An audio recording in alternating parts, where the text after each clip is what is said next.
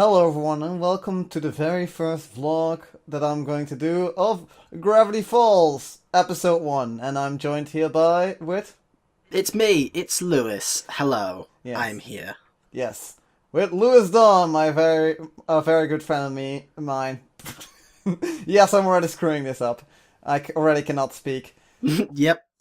He's watched the entirety of Gravity Falls and I haven't, so... How much have you seen of it? Because Like- I know you've seen like this one before. Yeah, I've seen like most of season 1, like 2/3 probably of season 1. Okay. And then I stopped somewhere. I don't really remember where I exactly stopped. But yeah, now I'm rewatching this episode, and it's kind of, because I know kind of everything already, what's going to happen somewhat. It's kind of, like... Yeah, thanks to the internet, a lot of it's been spoiled. Thanks, but yeah, yeah, indeed. Nothing is safe on the internet. Everything gets spoiled on the internet. But yeah, it's nice to see like little hints, like their triangle windows, and the journal. You get the journal. You see all those little things in the journal as well.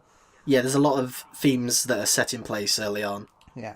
So it's nice to see. So we start off this episode, because this is the first episode. We're basically like getting an introduction. And almost immediately it starts off with a car chase, basically, like a highway chase, and something is following them, and you don't really know what until like later in the episode, and it's kind of a very good way to get you invested in the show. It's like something majorly is going on right now, and you it starts off with one of those 3 hours earlier type thing, or 1 day earlier scenarios to get you invested.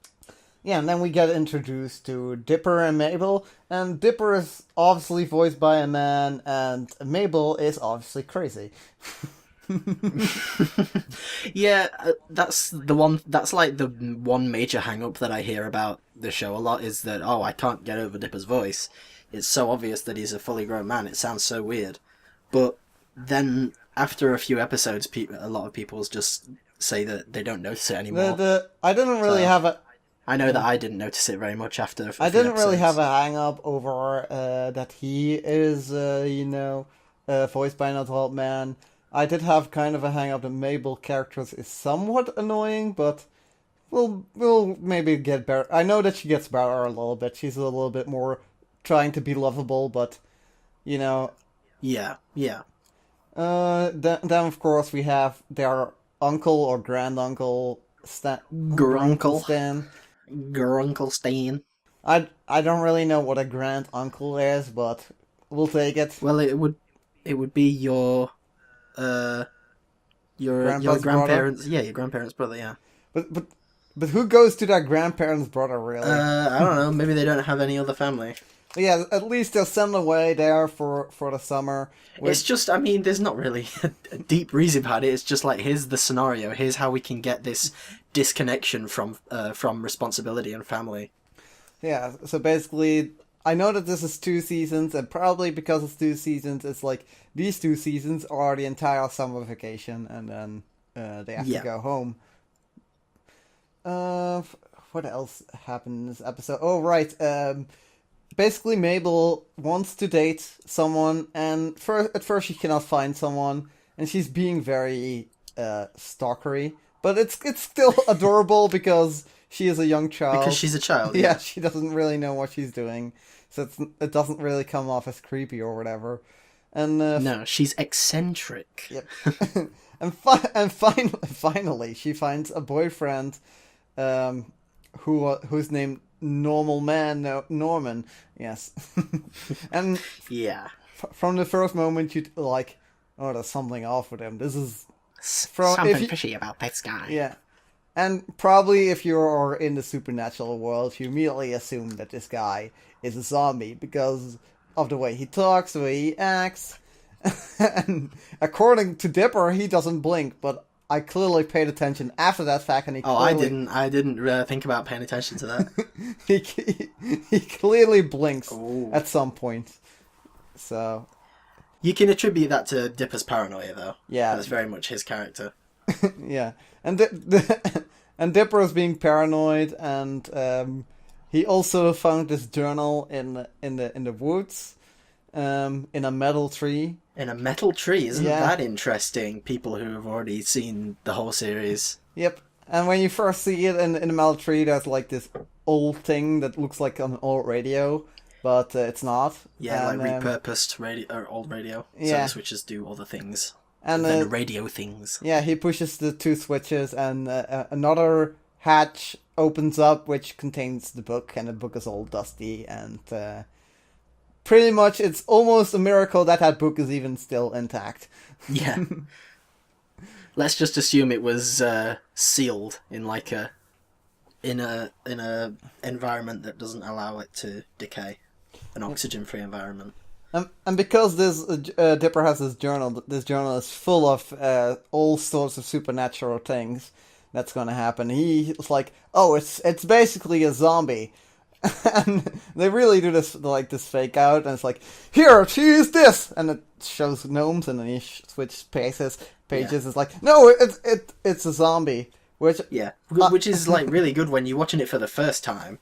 You don't really pick up on that, but when you watch it through the second time, you're like, oh, they actually foreshadowed it through the use of a joke. Yeah, and it's good. This show's well written all around. Indeed, and as Lou says, indeed, it foreshadows it, and it turns out that Norman is a bunch of gnomes in a raincoat, basically. Which also is funny, because Norman, gnome, and, you know... he's a gnome man. Yeah, a gnome man. A gnome man. And basically, there's one leader from the gnomes that basically wants to marry Mabel, and they make run her their queen. Yeah, they want their queen, which is kind of creepy to think about, that they're like adult men that kind of want a child as their queen, but who knows, right? Who knows how... Well, you know, that guy who was holding a turtle looked like he was in his 20s, who Mabel was hitting on, so, you know. Yeah. She's just as bad. Yeah, the leader guy, he looked younger than most of the other gnomes. A lot of the gnomes looked old. But who knows? Well, he was the face of the zombies, like of Norman, so he had to look youthful and teenage-like. Yeah, man. Maybe he had a lot of makeup on. I also maybe he's a vampire, because like a lot of girls they king on vampires, which is especially apparent with series like Twilight and. Yeah, this came out definitely at the right time for that joke. The Twilight era. Maybe less so nowadays, but you know, everyone still gets it. Yeah, I mean, Twilight was pretty much over, and I think True Blood is also over, or whatever. Oh god, I forgot about True Blood. I never saw that. Anyway, I know. Gravity Falls. I never saw it either. It's just I know it exists. So yeah. And basically Dipper saves Mabel, and they run away, and the gnomes form a giant gnome monster. They form a giant yeti formed out of gnomes, pretty much. Yeah. It kind of looked like a yeti to me. Yeah, I can see that. Yeah, and in the end, Mabel defeats the gnomes, but with a leaf blower.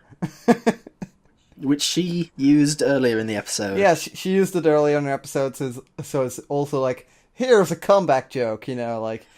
Well, I feel like it's more like they couldn't just bring that up out of nowhere, so they had to set it up early in the episode. They can't just be like, oh yeah, there's a leaf blower just here.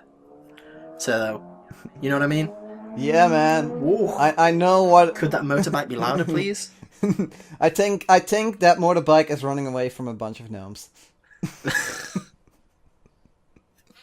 And that's why it's so low. Yeah, no, it was early in the episode, so it was set up, and so yeah, basically it's like, oh, we are siblings now, and we rescued each other, so let's just have a awkward hug, and yeah, awkward sibling hug. Pat, pat. It's really relatable, like if you have a sibling that you're close to. I have one sibling as well that I'm very close to, or I used to be very close to, and sometimes the situations come up. You don't really want to admit it, but you love each other, right? Yeah, especially when you're at that age, and also the same age, because they're twins, Right.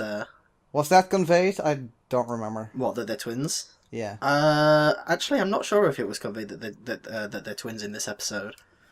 But they are, so... Yeah.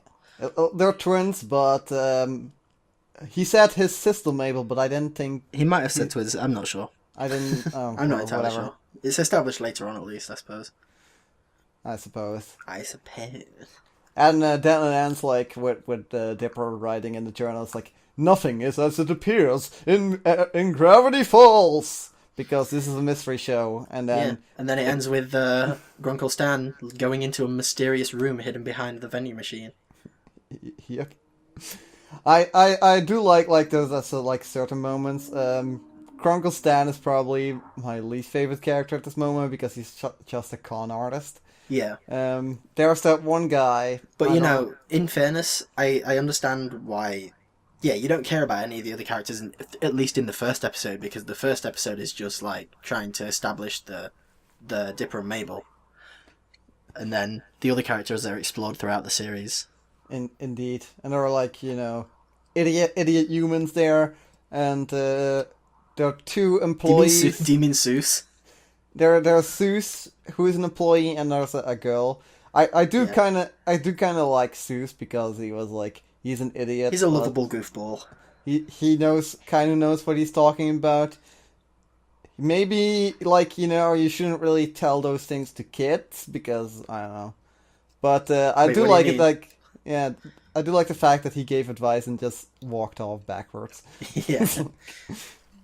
Yeah, he's definitely a purely comedy relief character, but he's still a good character. He gets his own episodes here and there, and Wendy she gets like more developed much later on.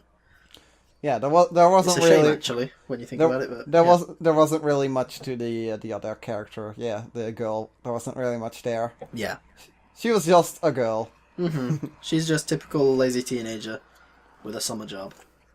Indeed. And that was basically episode 1 of Gravity Falls. And I have to say, it was a pretty good episode, how it was, how it was structured. There were a few moments, like, from Stan, and some moments with the siblings that could have been better acted, but overall... possibly, Overall, it's pretty good. There, like I said, because I've watched this episode before... I paid more attention to little details like that. Yeah. And I can notice when acting is off because, I work with a lot of actors. But I do remember like that when I first watched it, I didn't watch it critically, so I didn't really notice it. So, it's all in a day's work, right, really? So if you don't notice it normally, then it shouldn't be an issue. Yeah. It's good. Gravity Falls. Yeah, man. Do you have anything to say about it, Liz? This episode in particular, I think... I mean, I don't know if I've got anything to say that I haven't said already. Like I say, it was just mostly about establishing the twins. At this point, the other characters don't get much in terms of anything in this episode. I like the little details, like there are like little... items in the shop, for example, or when they drove up to the shack, you kind of see one of the trees has a question mark carved into it, and like at some point, like they have this scene where Dipper is watching outside, and he's noticing like gotta get away from the zombie, or whatever, and he's watching through. Basically a window that has a triangle with an eye, basically the Illuminati symbol, and yes, that kind of scene I've seen that before. It's like it reminds me of other movies, basically. Like it reminds me a little bit of somewhat Through the Looking Glass, which is not I didn't mean the new movie from Tim Burton. I've not seen that one. I've seen like another movie called that. Basically, the Alice in Wonderland. Skype has messed up for me for a second, but I suppose it'll be fine in the video. Yeah, man. But for me, I have no idea what you just said. And also, I remember that scene from A Series of Unfortunate Events, the movie with Jim Carrey. Oh, yeah. Where it's like, they also have like this scene where they're looking out this really tiny window up in a mansion. Yeah. It's like, it's really, I don't really remember what happens in that movie, but I do remember that scene from that movie. Mhm. You know. I remember that movie. It's a So- pretty good movie. So basically, the fact that he just looked out the window basically made me remind of other scenes because of the symbol in the window. Because there's like, this, how do you call that? It's iron, basically, and the window is, made into look like that shape, basically. Yeah, like I think that's one thing I can definitely say about the show is like it feels like even if all the details weren't worked out at this point, it feels like everything is planned out. Like once you've seen the whole show and you look back even at the first episode, you can see how it all ties together. You can even see little hints in the backgrounds. Like the triangle with an eye in it is everywhere. It's like on a rug, I think, in the mystery shack, and like you say, it's in the window. You just see it dotted around all the place. Yeah, but even in their room, they had just a normal triangle window. Yeah. How oftentimes do you see a triangular window? You don't really see that. Yeah. Yeah. So yeah, there was a lot of, background world building. So that was good. What else to say? The intro is good. The intro is very catchy. Oh yeah, the intro is super good. I love the intro. It's a good intro. Do you want to sing it now? No, we're not going to sing it. But at least we have, with a catchy intro and some mysteries going on in Gravity Falls. We have. What are those mysteries? Yes. Find out next time.